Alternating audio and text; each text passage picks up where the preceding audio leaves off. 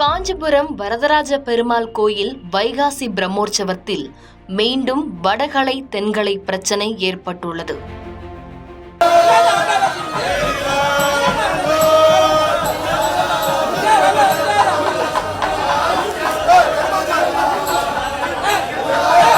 பிரபந்தம் பாடுவதில் இரு தரப்பினரிடையே வாக்குவாதம் ஏற்பட்ட வீடியோ காட்சிகள் தற்பொழுது இணையதளத்தில் வைரலாக பரவி வருகிறது.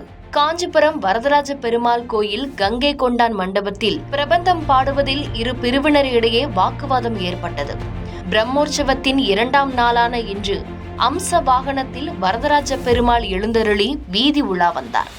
அப்போது திவ்ய பிரபந்தம் பாடுவது தொடர்பாக வடகலை தென்கலை பிரிவினரிடையே பிரச்சனை ஏற்பட்டது.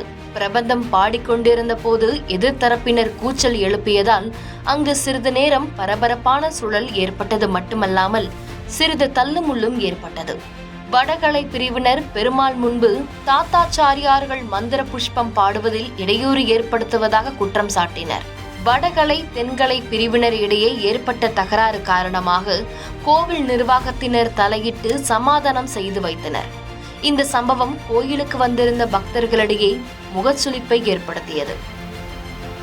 வாழ்வில் கஷ்டங்களை தீர்க்க வேண்டி கோவிலுக்கு வந்து சுவாமியை கும்பிட்டு நிம்மதி பெற வரும் பக்தர்களுக்கு கோயிலில் சாமி கும்பிட வந்த இடத்திற்கும் நிம்மதி இல்லை என்று பக்தர்கள் அங்கு எழுந்த பிரச்சனையை பார்த்து புலம்பிவிட்டு சென்றனர்.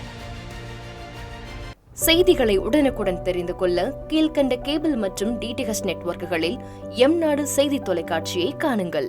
பாதகம் செய்பவரை கண்டால் நாம் பயம் கொள்ளலாகாது பாப்பா.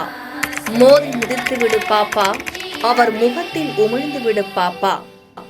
அண்மை செய்திகளை உடனுக்குடன் தெரிந்து கொள்ள இணைந்திருங்கள் எம்நாடு தொலைக்காட்சியுடன்.